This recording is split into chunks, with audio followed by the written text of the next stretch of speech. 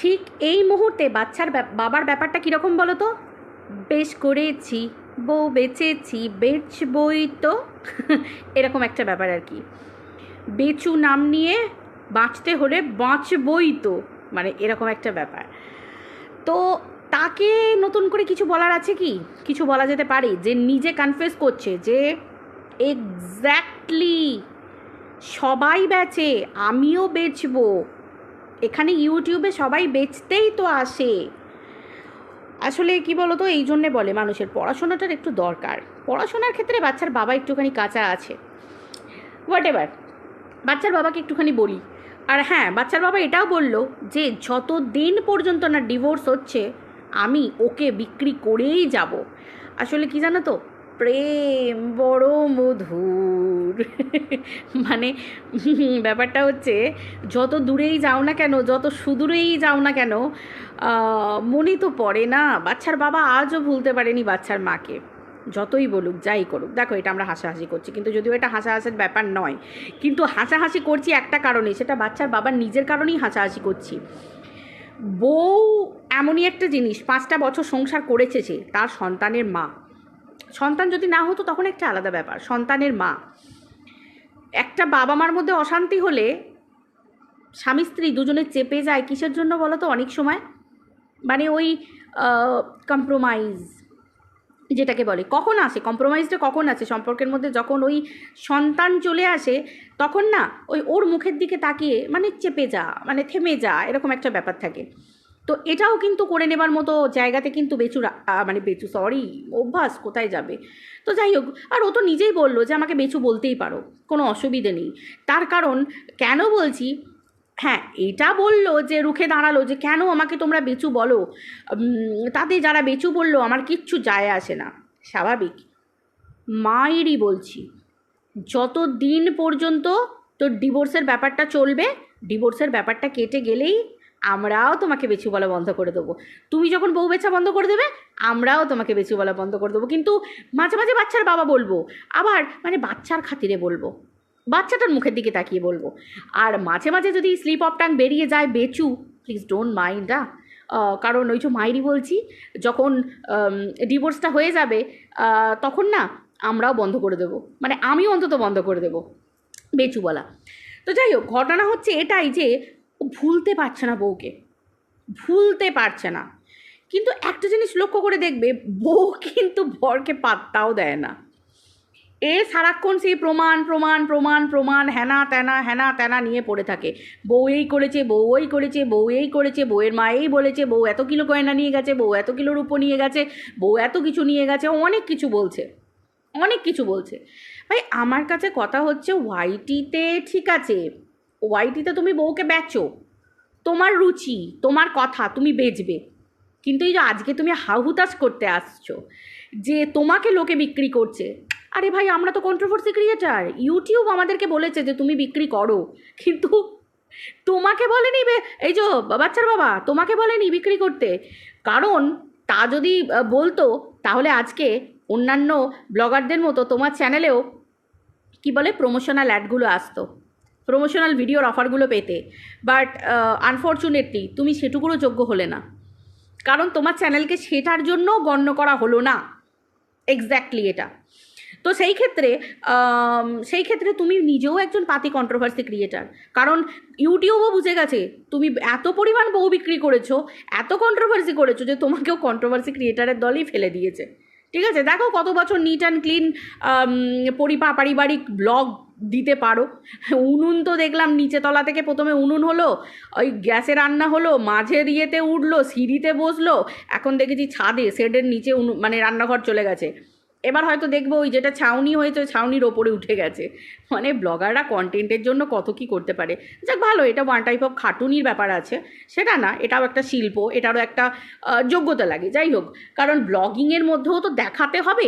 এই ক্ষেত্রে বাচ্চার বাবা যাই হোক যেমন করেই হোক, সে চটকে মুড়ির সঙ্গে আম মেখে হলেও বাচ্চার বাবা দেখাবার চেষ্টা করে কন্টেন্ট, 5 মিনিট হলেও খুব কষ্ট করে হলেও চটকায়, চটকে আঙুলের মাঝখান দিয়ে আমের রসগুলো বেরিয়ে যায়, মানে দেখলেই কেমন গাটা গুলিয়ে ওঠে।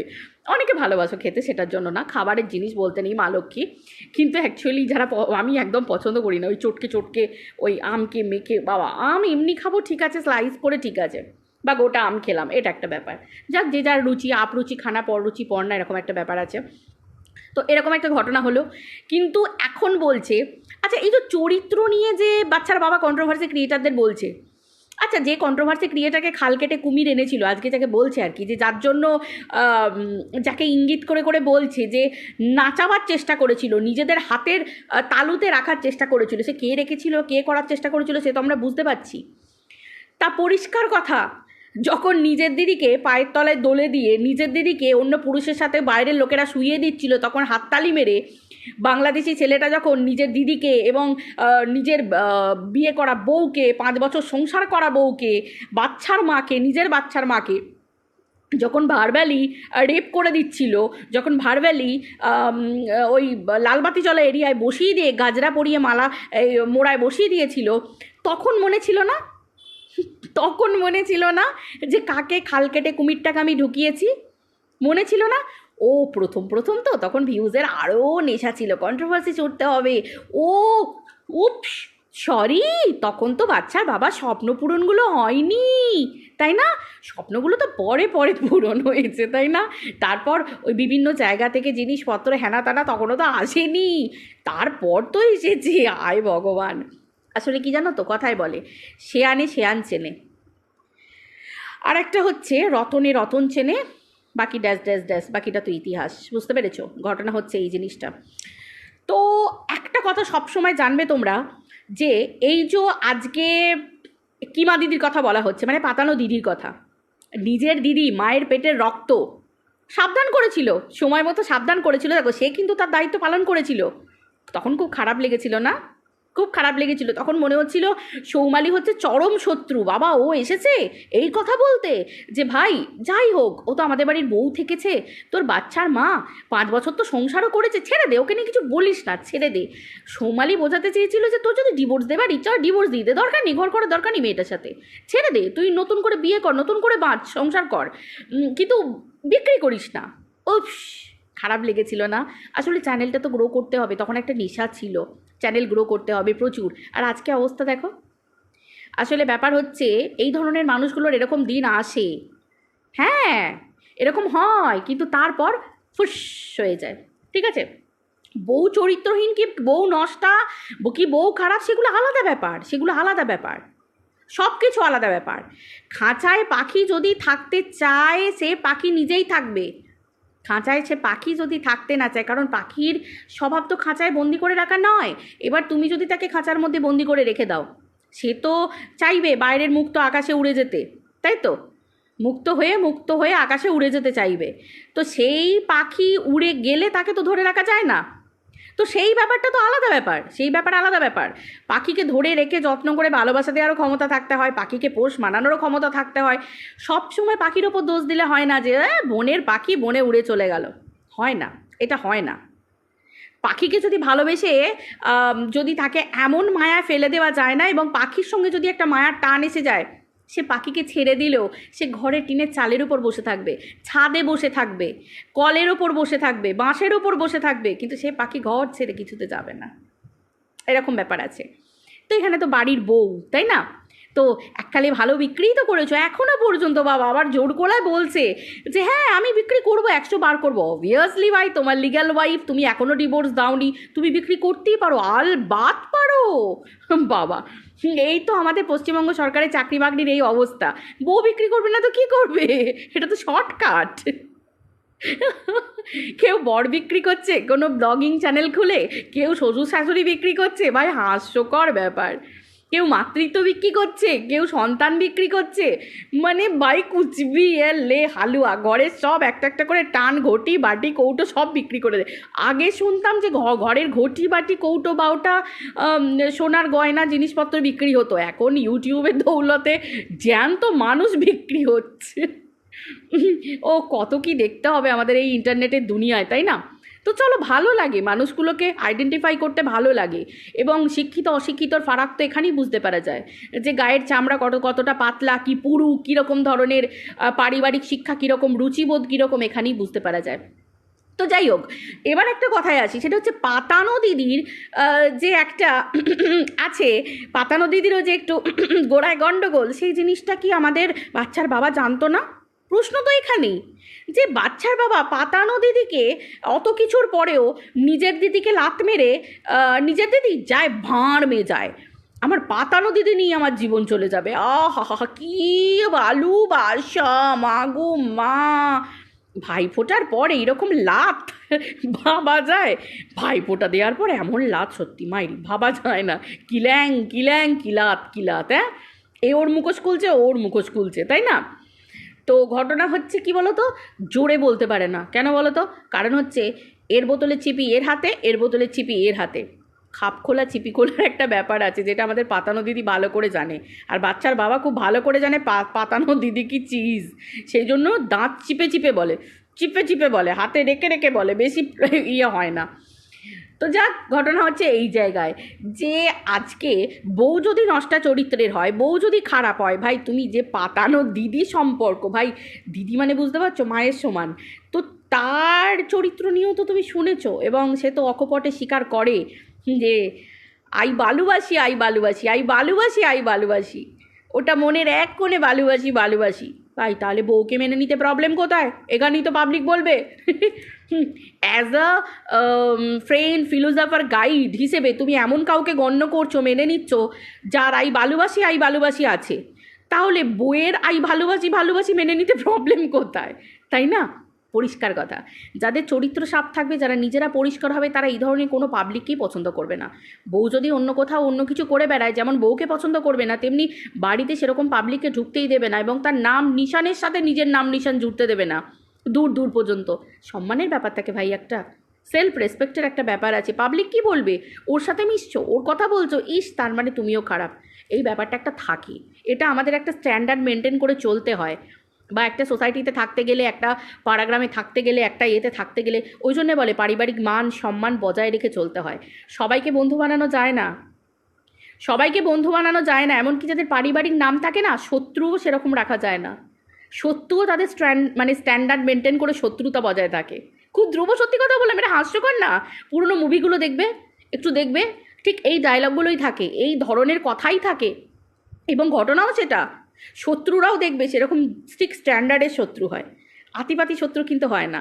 তো যাই হোক, এখানে টাকা পয়সা স্ট্যান্ডার্ডের কথা আমি বলছি না, আমি বোঝাতে চাইছি যে সম্মান, রুতবা, শিক্ষা, রুচি, সেই সবের কথাই বলছি। দেখবে দুটো ভালো সুন্দর পরিবার, কিন্তু তাদের মধ্যে শত্রুতা। দু পরিবারেরই ছেলেমেয়েরা শিক্ষিতা, ওয়েল এস্টাবলিশড, এবং বাবা মায়েরা পর্যন্ত ওয়েল এস্টাবলিশড, মানে শিক্ষিতা, রুচিশীলা এরকম, কিন্তু তাদের মধ্যে শত্রুতা। তো এখানে দেখো বাচ্চার বাবার পরিবারের অবস্থা দেখো।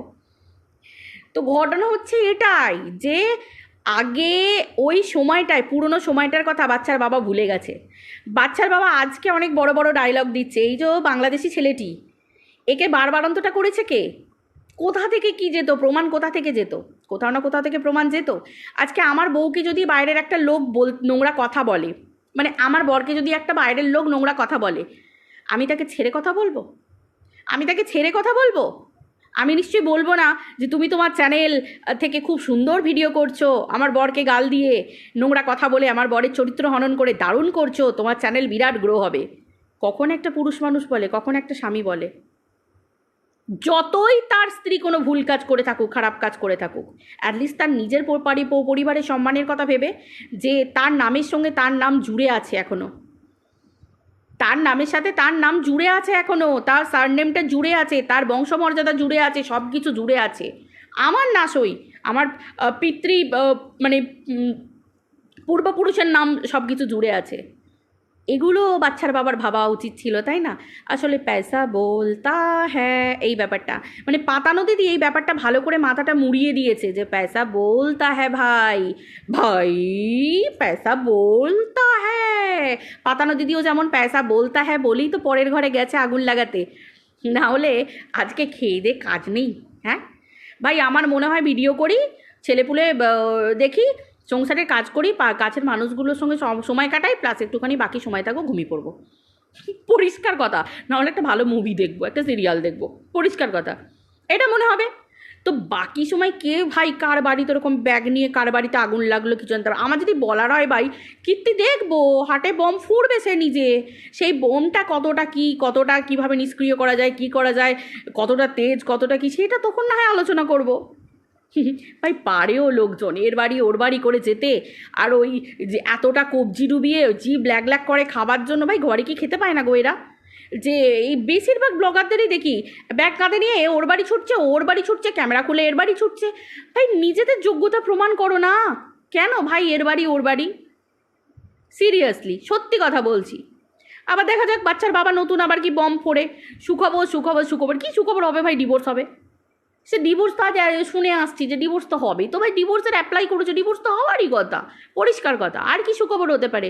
কি তোমার বউ বিয়ে করে নিয়েছে, তো ঠিক আছে, আদালত প্রুফ হোক না আগে, এতক্ষণ লাফানোর কি দরকার আছে? কি ব্যাপার, নতুন কি শুনবো, নতুন আর কি শুনবো? শোনা হয়ে গেছে, বিয়ে হয়ে গেছে। ভাই বিয়ের পর কি হয়? বর বউ শোয়, ফুলসজ্জা হয়, এবার বলবে ফুলসজ্জা হয়ে গেছে। বাচ্চা তো আর হয়ে যায়নি, বাচ্চা হলে তো টিনার ব্লগে দেখতে পেতাম। ভাই এরা কত দূর পর্যন্ত যেতে পারে, কি হতে পারে? এটা ভালো কথা তো। অত কেজি গয়না ছেড়ে দিয়ে ওই অত কিলো গয়না ছেড়ে দিল, দিয়ে লাস্টে নজর পড়লো কোথায়? সেই একটা শাঁখা বাঁধানো পলা বাঁধানো। ঠিক আছে, যদি তোমার মায়ের শাঁখা বাঁধানো পলা বাঁধানো নিয়ে যায় তোমার অবশ্যই তোমার অধিকার আছে, তোমার সেটা ক্লেম করার অবশ্যই অধিকার আছে। আর যদি তোমার বাবার দেওয়া শাঁখা বাঁধানো, যেটা বিয়েতে উপহার হিসেবে দিয়েছিলেন উনি আশীর্বাদ করে, সেটা তো স্ত্রীধন, সেটা তাহলে দেওয়ার তো কোনো প্রশ্নই থাকে না। আমরা তো পরিষ্কার বলে দিয়েছি, পরিষ্কার কথা। আর রইল পরে বাচ্চার কথা। এবার সন্তানের মা যদি তার বাচ্চার কথা না ভাবে, সেখানে আমরা বাইরের লোকেরা কি করতে পারি? What can I do and we do? আমরা কি করতে পারি? আমরা কিছুই করতে পারি না। মা যে সন্তানের মা, সে যদি সন্তানকে না দেখতে না চায়, সে যদি সন্তানকে কাছে পেতে না চায়, সে যদি সন্তানকে পুরোপুরিভাবে ছেড়ে দিতে চায়, সেখানে আমাদের কিছু করার থাকে না। আমাদের একটা লড়াই থাকে কি, যে বাচ্চার বাবা দিতে চাই না, কেন নেবে, এই জায়গায় আমাদের অবজেকশন ছিল। বাট এখন মা তো স্বহস্তে নিজে বলে দিয়েছে আমার কিছুই চাই না, কিচ্ছুই চাই না। সে মা যদি সন্তানকে ছেড়ে থাকতে পারে, সেখানে আমরা পরের বাড়ির বউয়েরা মেয়েরা আমরা আর কি করতে পারি, তাই না?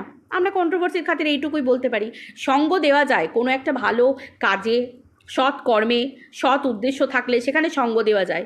কিন্তু যখন সেই মানুষটার উদ্দেশ্য বুঝতে পারি যে না, বাচ্চাটাই নেবে না, তখন আর কি সঙ্গ তার দেবো? তার জীবনটাই আর মধ্যে আর কি থাকতে পারে একটা মেয়ের জীবনে? স্বামীকে চাই না, ঠিক আছে, স্বামী খারাপ, সব মেনে নিলাম। বাচ্চা চাই না, সেটা কি করে মেনে নেবো? এটা একটা ব্যাপার আছে, কারণ আমরা তো মা, তাই না? চলো, আগে থেকে এত বলারও দরকার নেই, দেখা যাক বাচ্চার বাবা কি বলে, তাই তো। আর মেন কথা হচ্ছে, ব্লগারদেরকে, বাচ্চার বাবাকে শেষে আরেকবার বলে রাখি, ব্লগারদের কাজ হচ্ছে সুন্দর ব্লগিং দেয়া, একটা সুন্দর ব্লগিং উপহার দেওয়া, সেখানে নো বেচাবেচি, ঠিক আছে? পরিবারের কোনো কেচ্ছা, পরিবারের কোনো ঘটনা, পরিবারের মানুষজনকে এনে বিক্রি করা, সেটাকে কখনো কোনো ব্লগার করে না। ব্লগিংয়ের রুলসে নেই। কিন্তু কন্ট্রোভার্সি ক্রিয়েটারদের অবভিয়াসলি যে কোনো ভিডিও আসার পরে সেগুলোকে নিয়ে আমরা কাটাছেঁড়া করতে পারি, পোস্টমর্টম করতে আমরা পারি। তো সেই হিসেবে কন্ট্রোভার্সি ক্রিয়েটারদের এটা রুলস অ্যান্ড রেগুলেশনের মধ্যে পড়ে। সো আমরা নতুন করে কোনো কিছু বিক্রি করি না। অ্যাকচুয়ালি আমাদের দোকানটাই এটা, আমাদের দোকান, কন্ট্রোভার্সির দোকান, ঠিক আছে? কিন্তু ব্লগারদের কোনো দোকান হয় না। ব্লগারদের হচ্ছে একটু বড় লেভেল, তো কন্ট্রোভার্সি ক্রিয়েটারদের ওপর একটু বড় লেভেল, তো সেই জন্য ব্লগাররা শোরুম খুলে বসে থাকে, ব্লগ দেখায়, শুধু শোপিস, দেখো গাইস আমরা এটা করছি ওটা করছি, খুব ভালো লাগে যদি তারা স্বচ্ছভাবে দেখায়। কিন্তু নোংরামি দেখালেই আমরা ঘেঁটিটা খ্যাট করে টিপে ধরবো, ঠিক আছে? সো বাচ্চার বাবা ভেবে চিনতে স্পিকিং, ঠিক আছে?